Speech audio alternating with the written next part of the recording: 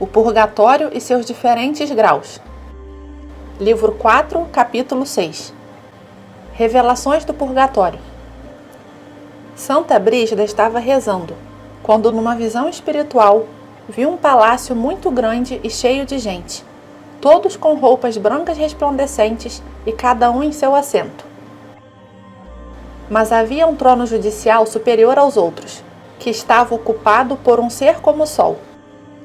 Dele saía uma prodigiosa luz, e o resplendor era de dimensões notáveis na longitude, latitude e profundidade.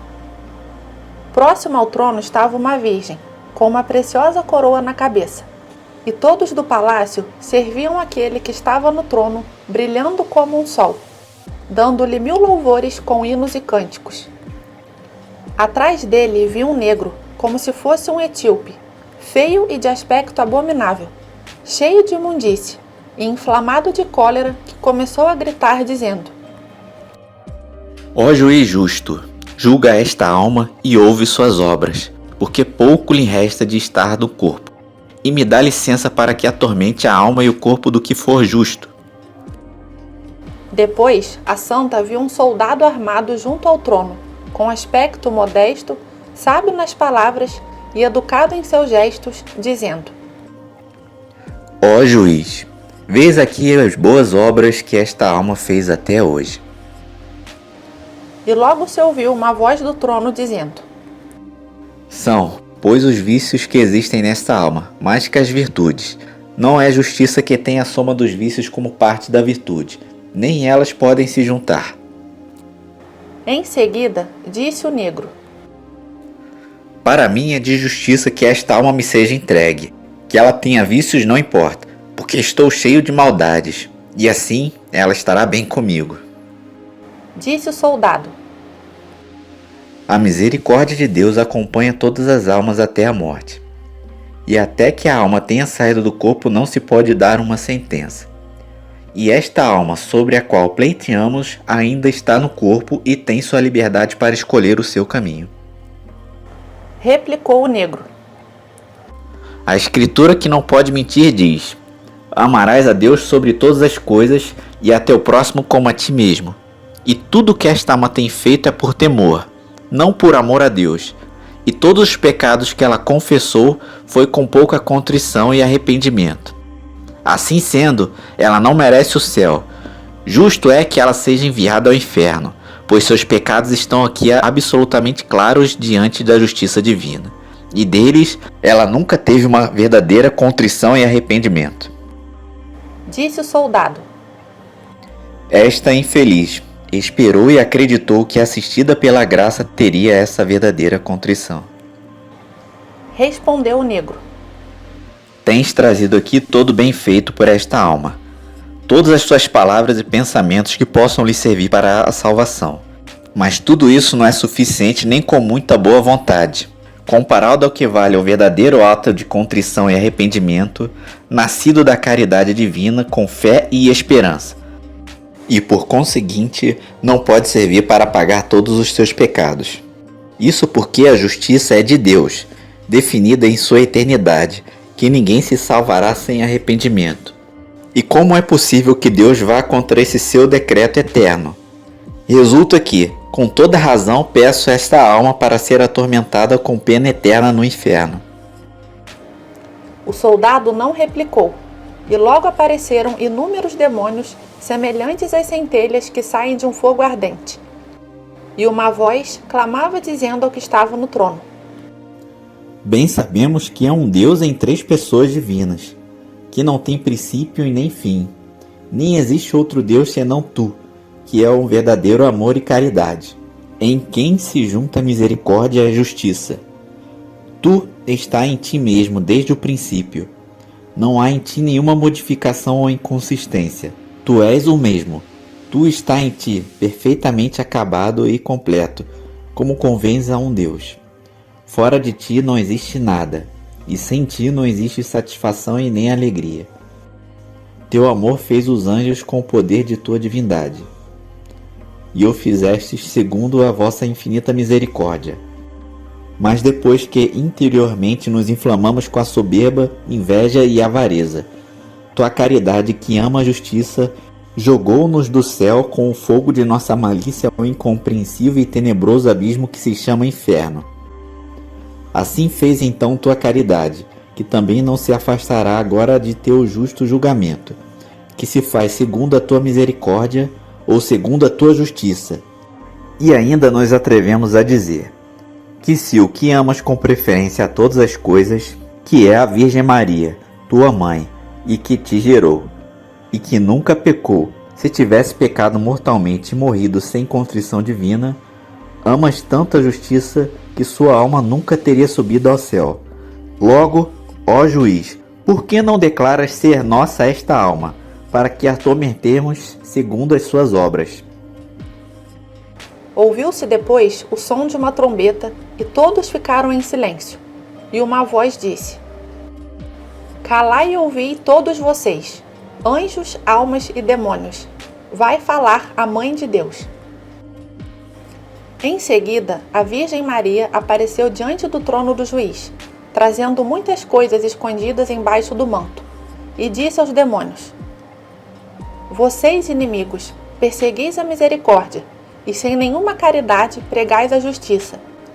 Ainda que seja verdade que esta alma se ache em falta com as boas obras, e por falta delas não possa entrar no céu, olhe o que trago debaixo de meu manto. E levantando um painel por ambos os lados, via-se uma pequena igreja, e nela alguns religiosos. E pelo outro lado viam-se homens e mulheres, amigos de Deus, e todos rezavam a uma só voz, dizendo: Senhor, tenha misericórdia dessa alma.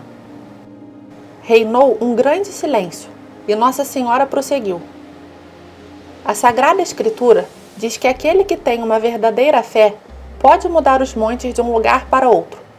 O que não pode fazer então os clamores e súplicas de todos aqueles que têm fé e servem a Deus com fervoroso amor?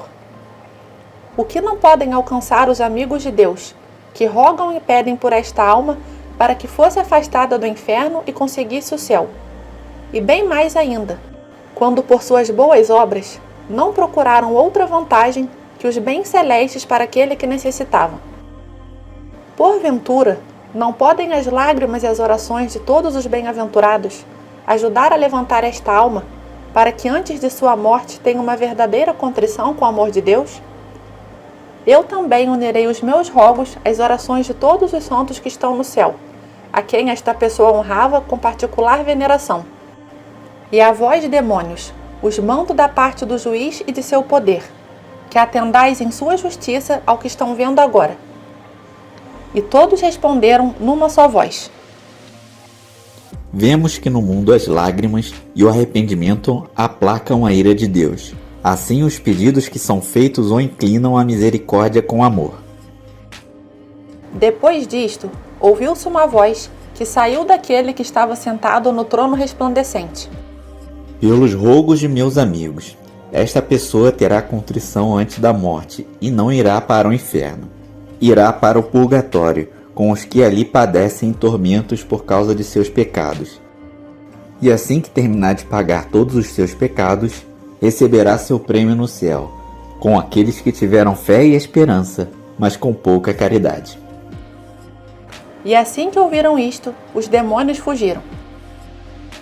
Depois, Santa Brígida viu que foi aberto um abismo profundo tenebroso, no qual havia um forno imenso incandescente. E no meio daquele fogo sobrenatural estavam os demônios e as almas vivas, que se abrasavam ardendo num calor insuportável e impiedoso. Sobre aquele forno estava a alma cheia de aflição. Tinha os pés fixos numa haste do forno com o corpo levantado, e não estava no mais alto nem no mais baixo do forno. Sua figura tinha um aspecto horrível. O fogo parecia sair debaixo dos pés da alma e vir subindo, como a água sobe por um cano, e se comprimindo violentamente, passava por cima da cabeça da alma, de modo que por todos os seus poros e veias corria um fogo abrasador. As orelhas lançavam fogo como de uma forja, que com um contínuo sopro lhe atormentava o cérebro. Os olhos estavam torcidos e afundados, como se estivessem na nuca. A boca estava aberta e a língua enfiada pelas aberturas dos narizes e pendurada até os lábios. Os dentes eram agudos como cravos de ferro, fixos no paladar. Os braços aumentaram tanto que chegavam até os pés. As mãos estavam cheias e comprimiam sebo e peixe incandescente. A pele que cobria o corpo da alma era suja e asquerosíssima, tão feia e fria que só de ver causava tremor. E dela saía uma matéria como de uma úlcera inflamada com sangue e pus, com um fedor tão horrível que não se pode comparar com nada asqueroso do mundo. Depois de ver este tormento, a santa ouviu uma voz que saía do íntimo daquela alma, que repetiu 5 vezes, pelo ai de mim, cada um, clamando com toda a força e derramando abundantes lágrimas. Ai de mim, que tão pouco dei atenção e amei a Deus pelas suas supremas virtudes e pelas graças que me concedeu, e que eu não soube aproveitá-las. Ai de mim, que não temi como devia a justiça de Deus. Ai de mim, que amei os prazeres de meu corpo e de minha carne pecadora. Ai de mim, porque conheci a terrível justiça divina. E logo o anjo disse a Santa Brígida: eu vou lhe explicar esta visão. Aquele palácio que você viu é a semelhança do céu. A multidão que estava nos assentos e tronos com veste branca e resplandecentes são os anjos e as almas dos santos. O sol que estava no trono mais alto é Jesus Cristo na sua divindade. A mulher é a Virgem Mãe de Deus. O negro é o diabo, que acusa a alma e quer se apossar dela. O soldado é o anjo da guarda, que apresenta as boas obras feitas por aquele homem. O forno incandescente é o inferno, que permanece ardendo com suas terríveis chamas em toda a pujança. E tão violentas elas são, que se o mundo com tudo o que tem se incendiasse, ainda não podia se comparar com a veemência e o horror daquele fogo. No inferno ouvem-se diversas vozes, todas contra Deus, e todas principiam e acabam com um ai, um grito de horror, de angústia e de sofrimento. E as almas parecem pessoas, cujos membros se estendem e são atormentados pelos demônios sem descanso algum. Por outro lado, as almas que estão a se abrasar no fogo que arde na fornalha das trevas eternas não têm todas as mesmas penas. Tudo é determinado pela justiça divina.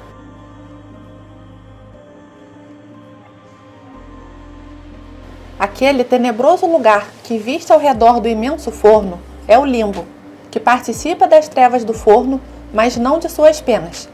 E ambos são lugares do inferno, e os que ali entram nunca alcançarão a vista de Deus. Acima dessas trevas, ou seja, bem perto do inferno, está a maior pena que as almas podem sofrer no purgatório. E para além deste lugar, na outra extremidade, há outro lugar onde se sofre a pena menor do purgatório, que somente consiste em faltas menores, de pecados veniais e outras coisas semelhantes. Existe também um outro lugar no purgatório, superior a esses dois, onde não se padece outra pena senão a do desejo de ver Deus e gozar da sua adorável companhia. Nesta purificação espiritual, a alma sente uma indomável vontade de ver e de se aproximar de Deus, mas sente que não consegue enquanto não concluir a sua sentença. Em primeiro lugar, a alma é colocada sobre as trevas do inferno, onde ela sofre a maior pena do purgatório, conforme viste padecer aquela alma. Ali há vermes peçonhentos e animais selvagens. Há calor e frio. Existe confusão e trevas vindas das penas do inferno. E umas almas têm ali maiores penas e tormentos que outras, conforme fizeram maior ou menor reparação dos seus próprios pecados, até quando as suas almas deixaram seus corpos. Logo, a justiça de Deus tira a alma daquele local e envia a outros lugares, onde permanecem detidas até alcançar algum refrigério e ajuda de seus amigos particulares, ou dos sacrifícios e das contínuas boas obras da Santa Igreja. A alma que tem maiores auxílios, mais rápido cumpre sua pena e se livra daquele lugar. Dali, a alma vai para o terceiro estágio, onde não existe mais pena, além do imenso desejo de chegar na presença de Deus e de gozar de sua visão beatífica. Neste lugar existem muitas pessoas há bastante tempo, porque quando viveram no mundo, não tiveram um perfeito desejo de chegar à presença de Deus e desfrutar da alegria e satisfação de estar na presença dele. O anjo também narrou que muitos morrem tão justos e tão inocentes que logo após a morte chegam à presença de Deus, gozam da alegria e do prazer de estar junto do Senhor. Outros morrem depois de reparar todos os seus pecados no mundo, de modo que suas almas não recebem nenhuma pena ou castigo. Mas são poucos os que não vão ao lugar onde se padece o castigo do desejo de encontrar a Deus, de matar a saudade de Deus. As almas que estão nestes 3 lugares participam das orações e boas obras da Santa Igreja que se faz no mundo, principalmente daquelas que elas fizeram enquanto viveram, e das que seus amigos fazem por elas depois da morte. Dessa forma, como os pecados são diferentes e de muitas classes, assim também as penas são diferentes.